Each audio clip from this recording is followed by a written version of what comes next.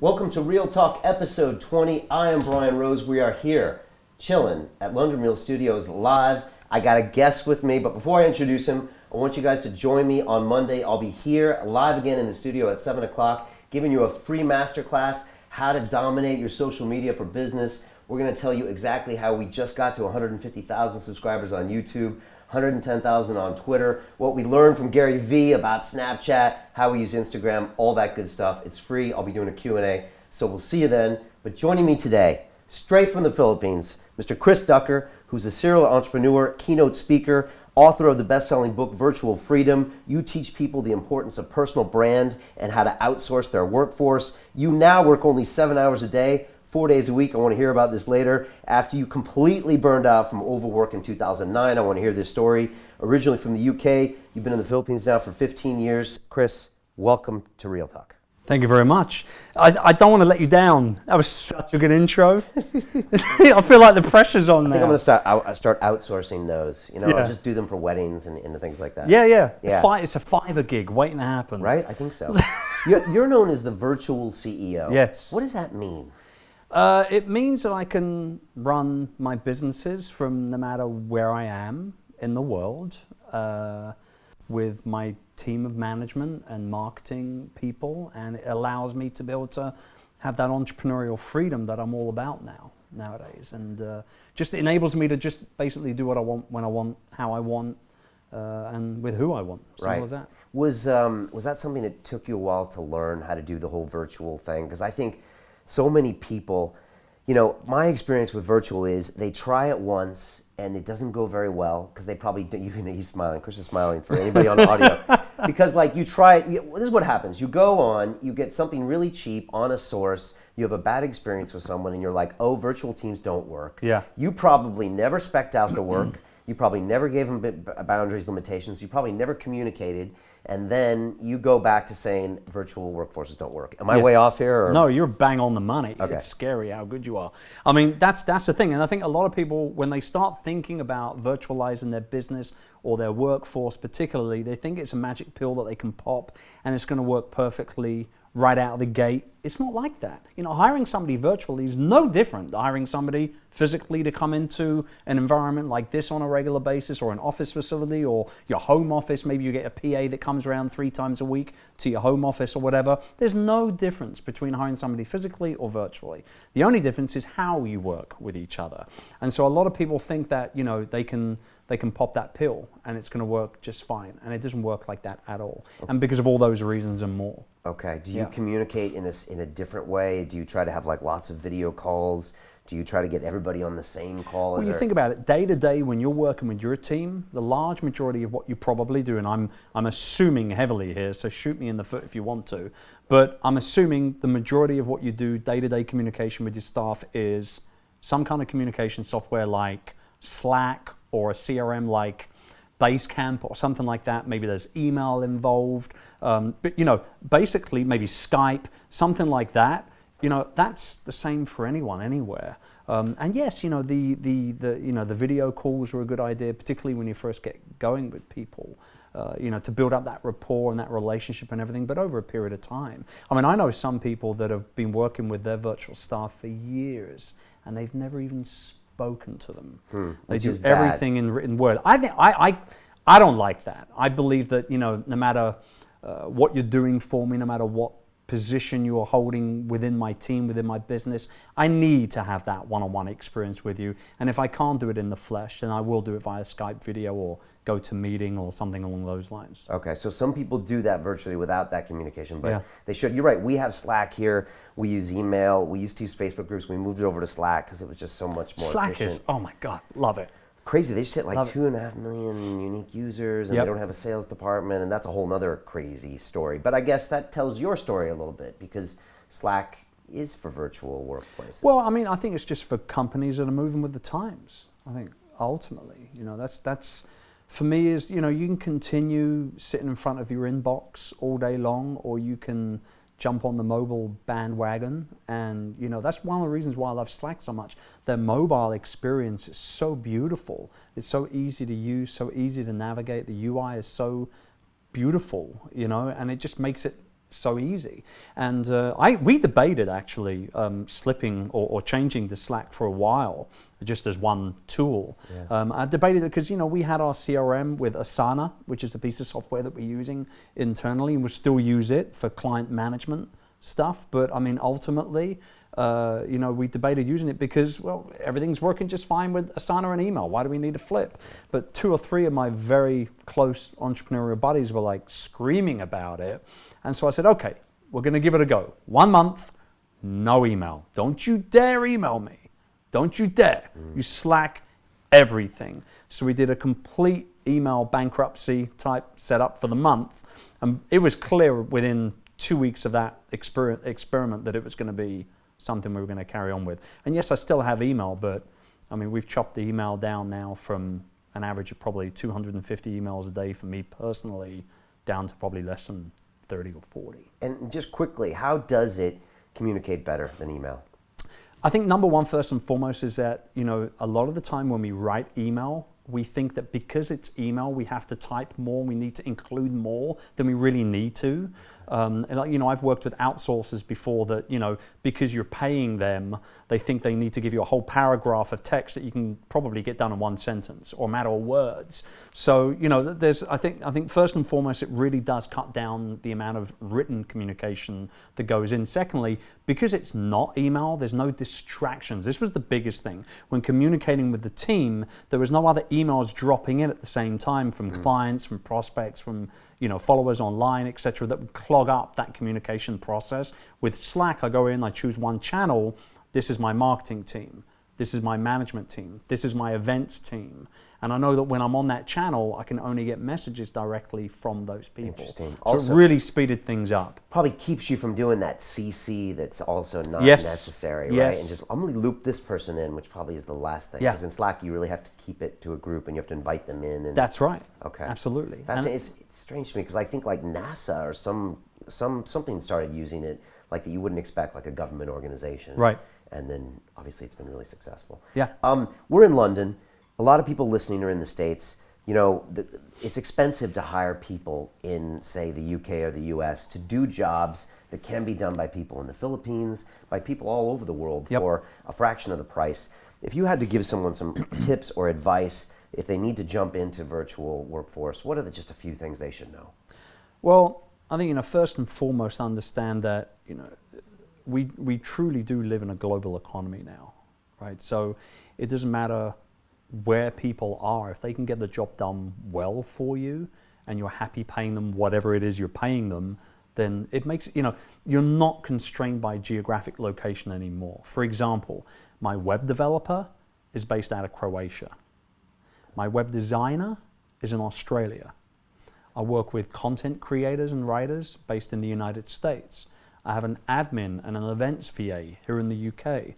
And obviously I have a whole bunch of people working for me in the Philippines as well. Don't you ever need to get them together in like one room and say, all right, we got to hammer this out. We got to look in each other's eyes and we got to be like, I don't like this, I like this. No, everything is just, it flows so well through Slack, through Asana, through just working with it. And the other thing is, a lot of people ask me, what's it like dealing with all those people on different time zones? And it's freaking awesome. Because when I'm sleeping, my content creator and my blog manager in the United States is working. When I wake up in the morning, work's done. It sounds very kind of fairy tale-ish, but honestly, it's so doable. And I think a lot of people, they don't want to pull the trigger because of the fact that it's something new to them, it's something foreign, particularly working with people that are outside of their kind of, regular comfort zone or economic zone, you know what I mean?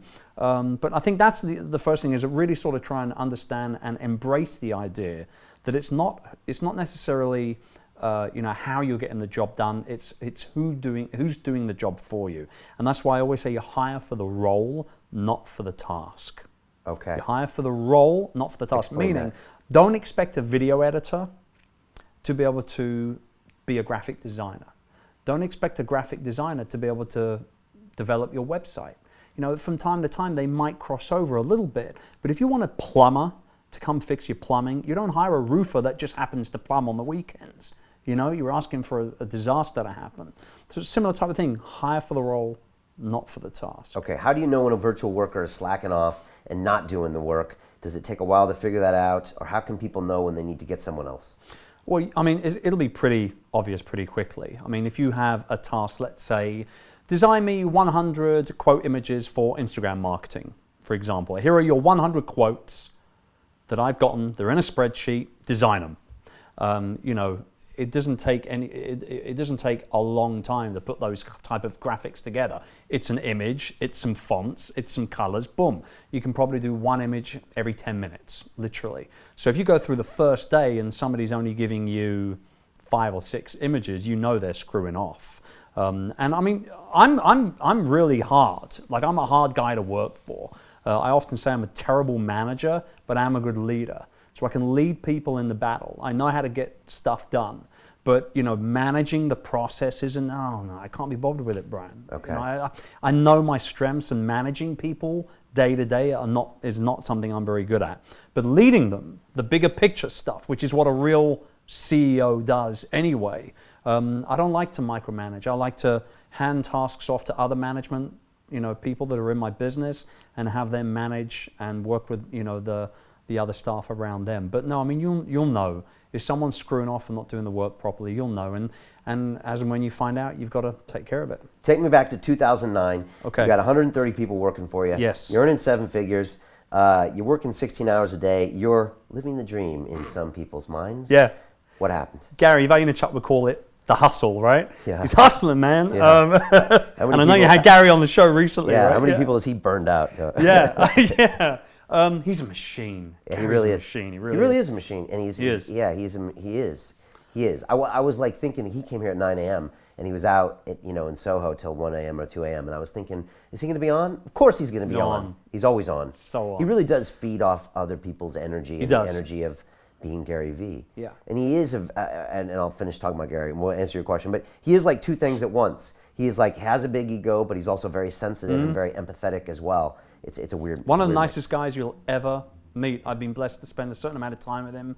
I love him to bits. One of my favorite people. And he's got those two distinct. And you know, we'll talk about personal brand. I know in a minute. You know, he is the personal brand in this digital age as an entrepreneur personified. Yeah. I want to get to personal brands. Yeah. Definitely, yeah. And Gary's funny because he could be like, I want the jets, and you think he just wants billions, but it's actually not about the money. He loves the game. He just wants the jets. Yeah, he wants the jets. Yeah, that's exactly. All right, tell me about you. 7 figures, 2009, 130 people working for you. What happened?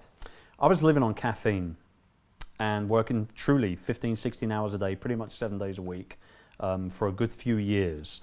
Successful level, yes. Like you said, over 100 people working for me. We're doing great. And then one morning, at the beginning of December 2009, I woke up and I physically couldn't get out of bed. Actually, my body had given up on me completely. And it was probably around lunchtime when my wife kind of, you know, kicked me up the butt to get myself out of bed and to go to the hospital for a checkup. Acute exhaustion, acute dehydration. I was admitted into the hospital, and I was there for about a week or so. They had me on fluids. They had me on antidepressants. I mean, it was a perfect case of entrepreneurial burnout. I hit a wall at 180 miles an hour, and it hurt a lot. It hurt physically, mentally, emotionally, spiritually, in every way, shape, or form you can imagine. And right, you weren't good enough. You weren't the CEO that can push through. You actually physically got knocked down. That's right. So hard on the ego. Very hard on the ego. And I think, you know, any successful entrepreneur, regardless of whether they're in the public eye or not, and we all are to a certain degree nowadays, but I think anybody who's a successful entrepreneur has got an ego, and it'll hurt you in some capacity. And it hurt me a lot. And but I tell you, it was a defining life moment for me, that burnout, because it changed everything for me. And between Christmas and New Year, that December, myself and my wife, we checked into a resort in Cebu, in the Philippines, which is where we live. And there was no devices, no laptops, nothing like that. And we were just talking, like, how the hell are we going to get this back? You know, it was so clear that I was no longer running the business was running me. And something needed to change because it couldn't carry on the way it was. And so that's when the virtual CEO plan was hatched on that long weekend.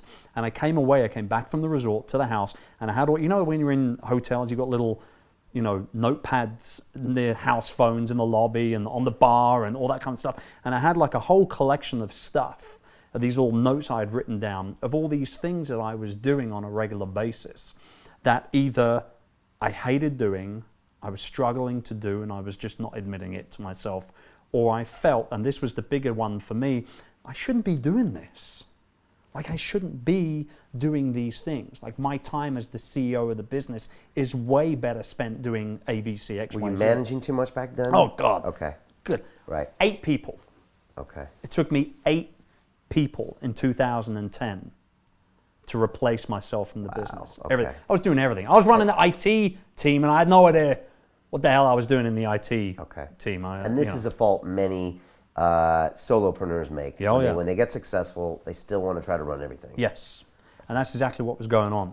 So we put that goal in place. 8 people. Yeah, 8 people. And we put the goal in place that by the end of 2010, I was going to be that virtual CEO. And so month by month, what I did is I broke it down into 4 big goals, so per quarter for the year, and then I broke those down into mini monthly goals. And that was actually subsequently when I started blogging and podcasting. So 6 years now, blogging and podcasting. Congratulations. Thank you. And I started just documenting everything on a blog. And within a few months, I had created, and now bear in mind, this was a year and a half, 2 years after the 4-Hour Workweek had come out. Yeah. So the whole lifestyle design thing was a big talking point. Everybody was all about it. And I started blogging at virtualbusinesslifestyle.com. And that was my first blog, my first platform online, which changed in late 2012 to chrisducker.com because of the whole personal brand focus. But it was an interesting journey that year. And by the end of the year, I'd amassed a whole bunch of Twitter followers, a whole bunch of email subscribers, a whole bunch of podcast listeners. And I was like, wow. But this was the thing. It wasn't, do you read Virtual Business Lifestyle? Or do you listen to the Virtual Business Lifestyle podcast? It wasn't that. It was, do you visit Chris Ducker's blog? Do you listen to Chris Ducker's podcast? So that personal brand element had already began to take place. I didn't really realize it until a couple years later, or a year and a half or so later, where I started, really hearing it over and over and over again. And then the book deal came along, and then the speaking career just blew up, and here I am now. Okay. Here I am now, London Real. London Real Studios with Winston. And so that's interesting. So now you really talk about people's personal brands, and I really want to get your thoughts on that because I think it's really important and how, it's so important having a personal brand. 2 things about that. First of all, you're talking about that because you lived it, and this is your own IP. Yeah. Because you were creating this, I'm going to talk about virtual lifestyles, but they wanted more of Chris Ducker. I meet a lot of entrepreneurs that say the only way I can scale my business is if it's not a personal brand. And so a lot of them are trying to remove themselves from the brand because it can't scale. I see people like that. I mean, London Real is my life. I live my life. My guests will change me. You're going to change me in some way. You'll change my business in some way. I don't see myself separating it. What's your view on that as far as should personal brands be separated from businesses in the long run? And then just tell me what your thoughts are on personal brands. I think, I think a business in today's world needs a personal brand connected to it in some manner. It can be very, very soft touch, or it can be the focus.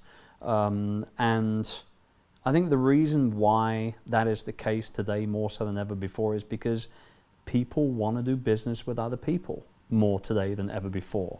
The brands will always want to do business with other big brands. I cannot see that ever changing. Yes, they want the consumer's money at the end of the day. That B2C connection will always be there. But I don't believe so much, and this is a guy that still runs corporate businesses, B2B as well, but I don't see it so much B2B or B2C. I call it P2P, or people to people. And that's what I build my businesses on now, is those people to people relationships and connections, and a focus on that personal brand. So I think it's very important. And if you think about big brands like, shall we say the guy's name, Donald Trump, a lot of what he's been able to do from a larger scale business perspective is because of his personal brand. Yeah, very much so. You look at Virgin with Sir Richard Branson. I mean, even Apple. Exactly. And the weird thing is Tim Cook is kind of taking up the reins of Jobs. So when Tim kind of is Apple in a weird way. And it is creepy, although I would say for Fortune 50 CEOs, I don't know if I could name them as much. Right. Every now and then, Dell and those kind of things. Right. But maybe that's going to change. I think it has to. And again, it can be a very small way. But when Richard Branson doesn't sit with a laptop and write Richard's blog every week. But when you read it, you kind of know that it's him. Like, it's his words, it's his philosophies. He just ends up probably dictating it. Or there's somebody that follows him around like, D-Rock does with Gary with the camera. Gary's a strange example because Gary's like, I have 0 clients. So he's the first one to say he doesn't have corporate clients. And yet he's the face of VaynerMedia. There you go. If you look even further at what Gary does, is that Gary has an intimate relationship with the consumers, probably 20-somethings, but he uses that relationship to sell to corporates. And he doesn't make his money off his ultimate end user. Right. His books, he doesn't make money off his books. No, the books are built to make his personal brand so he can make money off the corporates. Yes. It's not rocket science, but it is a fascinating second-order business model. Yeah, and I believe that the personal brand is going to become more prominent in today's society. I think it's very, very important. You think of any of the businesses that have grown quickly, for instance, the 37 Signal guys going in the base camp, their books, Rework and Remote, 2 amazing books about building businesses remotely. And what do? They run their businesses remotely. And what does their software do? It serves customers and businesses that run their businesses remotely. So it all ties in perfectly. Yeah. Let me ask you a downside of personal branding. We were just here. You were doing Snapchats with me. Yeah. You did like 7 or 8 today. On your Instagram page, you got pictures of your family. Yeah. Some people aren't comfortable putting themselves out in the personal brand. Some people, quite honestly, I've had guests in here that can't take the hits. They're like, Brian, how do you deal with the YouTube comments? And I'm like, I could give a F about the YouTube comments. Right. I don't even read them. Somebody else can read them and tell me. I don't care, but some people don't want to be the face all the time. They don't want their families on there. What do you tell those people? That's fine. That's fine, because if they're running the business and they don't want to be the face of the business, they don't want to create that personal brand around the business, then you can get somebody else within the business to do it for them. I mean, it really doesn't matter, I think. And ultimately, it can even be, to a certain degree, it can be a faceless personal brand. It can just be the vibe of the business. It can be, what they're all about. I mean, you look at somebody... But it won't be as effective. Well, I don't think, I think short term, probably not as effective, but long term, as long as the focus is on that P2P connections and making your customers feel comfortable and building a relationship and serving them properly, providing them value, delivering solutions to their problems. If you do those things, people will be loyal. And our goal as new age entrepreneurs doing business online, creating content, marketing, Snapchatting, Twitter, Instagram, Facebook Live, Periscope, all those things, our goal is actually nothing but to just solve people's problems. Right, and that's one of your famous points you make, I think, in your book, is that as entrepreneurs, we forget sometimes that we're not necessarily this guy or that guy or the Italian 14th century sense of the word. Right. All we do is solve problems, really. That's it. That's it. And don't get any delusions of grandeur. That's it. That's all we do. And as long as you accept that and you embrace that, you'll be very, very successful. Because when you solve a problem for somebody, they will come back to you over and over and over again for as long as you continue to solve problems for them. That's when you become somebody's favorite. And once you're somebody's favorite blogger, Snapchatter, Periscoper, podcaster, once you're somebody's favorite, you've got a customer for life. There's a great quote that says, business is all about how you make people feel. And that's the easiest thing and the hardest thing. Yeah. And if you really think about that quote, that's all it ever is. And all you have with all these brands, when you think of the brand, you remember about the way it made you feel. Oh, yeah. Like Apple, how does your iPhone make you feel? Oh, yeah. Pretty good. So, yeah, that's all it is. And like you said, you solve problems. So let me get your read on social media. You're good buddies with Vaynerchuk. You guys hang out, drink wine at the wine library. I don't know. We haven't done wine, but we've done coffee. We've not done wine. Say, keep that wine away from guys. He doesn't drink much. So Snapchat, you said Gary got you on Snapchat like 4 or 5 months ago or something? Yeah, December. And actually I've got several people in the industry, in the the online business space, have been trying to get me on it. And I would look at. I downloaded the damn thing like 3 or 4 times and deleted it. I just couldn't get it. Yeah. I couldn't get it. Yeah. And then because I saw. it's unlike most social medias. That's why. Yes. And then I saw Gary starting to go real hard around December-ish. He was like hard, real hard. So I turned around and my daughter was 17. She's just turned 18. And I said, honey, you got to come show me how to use a Snapchat thing. Because I don't know. Like and your grandparents used to show them how to use the VCR. Right. Right. Remember those buttons? I do. The tape would come out. So good. But yeah, and she did literally within 10 minutes. She showed me how to use it. Whereas, my influencer buddies like Lewis Howes was trying to show me how to use it, on a beach in the Philippines when we're chilling, when he's there for Tropical Think Tank. And, 20, 30 minutes in, I'm like, you might as well just stop. I just don't get it. Right. But my daughter can teach me how to do it in 10 minutes. Interesting. And then I was on. Okay. And then I was on. And you're convinced. Gary said in 24 months, 55-year-old men from the suburbs are going to be on Snapchat. I actually heard that today in one of his podcasts, and it almost made me drop my kettlebell. I was just like, I don't know if he really believes that. It's hard for me to imagine that in 24 months that these guys will really be on it. Do you believe that?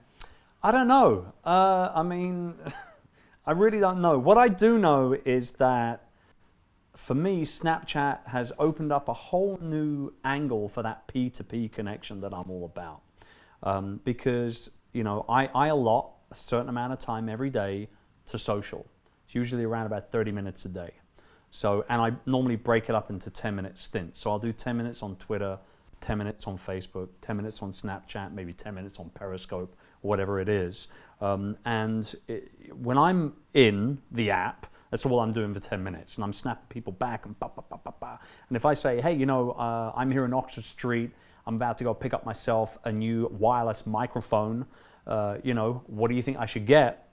Within 30 minutes, I'll have a whole bunch of people telling me what wireless mic they feel I should be picking up. And that P2P connection, I can get back to them real quick. Hey, thanks so much. Hey, that's cool. Hey, I picked up that model. You're a rock star. That connection, you can't necessarily really get that in any other way right now. I mean, Snapchat's so spontaneous like that. But I mean, who knows where we're going to be with that or anything else in 2 years, right? Yeah, my 2 takeaways. Gary says he's a day trader of people's attention. And I think that's a great way of looking at it. And he said another thing fascinating. He's got 1.23 million Twitter followers. And he said, he's got 30,000 Snapchat people apparently who watch his stuff regularly. He said that if he asked his Snapchatters to tweet him, he would get more tweets than if he asked his Twitter followers to tweet him. So that shows that he has that real engagement, like you said, with the Snapchatters. It's like a real personal, that's attention. But here's the thing. 2-3 years ago, he had that on Twitter. Yeah, true. See, Twitter's become a very, very noisy landscape. Extremely, yeah. It's just nothing but, broadcast. Yeah. And I've started to use the video reply function on Twitter quite a bit. Right. And I've seen that my conversations, my angles go up on that. To get the engagement, yeah. Look, Twitter's changed. I think it's still relevant. I think it still needs to play, especially if you have a certain following. Twitter, in my opinion, it's a group of minor celebrities. It's hard to, if you're not above 1,000 followers, it's hard necessarily to rise up. Sure. But if you are, it's a great place to network. I can meet you there. I can see Gary. Sure. And we can do things, like you said, if you go to video, it was pictures 4 years ago on Twitter that got attention. I think video, it's still relevant. It's coming off. Snapchat, my other read on Snapchat is, if it makes you uncomfortable as an entrepreneur, then maybe you should do it, because the successful ones are making themselves uncomfortable. Right. Whether that means podcasting 6 years ago, blogging when it wasn't popular, right. Going virtual when everybody else wasn't. That's how you stay ahead of the curve. Absolutely. And if Snapchat confuses you and makes you angry, but obviously if it's trying to be bought by Facebook and everyone's using it, then you might want to go, I'm kicking and screaming, but my guys are taking me there, dragging me there, but I'm learning more and more about it. Sure. So yeah. And I can tell you, I mean, it doesn't matter what industry or niche you're in as well. Like I've worked with my students, my clients on Snapchat marketing, Periscope marketing. We're talking about guys like licensed therapists, professional knitters, freelancing web developers. I mean, like 3 pretty wild, differently, covered industries right there, all using Snapchat, all using Periscope, all using Facebook to be able to build their brands, create a community around them and what they're all about and the people they want to serve. Yeah, the other thing about Snapchat is you can't really promote on Snapchat, so you have to do it cross-channel between different multi-mediums, which you really haven't had to do before, but it's a fascinating constraint that makes the game, it gives it a bigger payout. So if you actually get those people, it's because you earned them. Absolutely. And again, it's not something that you can hack as IBM or some corporate. Yes. So I think it makes it more valuable. Yeah. All right, I got to finish up. And this show is sponsored by Snapchat. Right? I know. I'm talking too much about them. All I've been talking about is Gary and Snapchat. It's sponsored by Gary. Yeah. He's now in London at WeWork.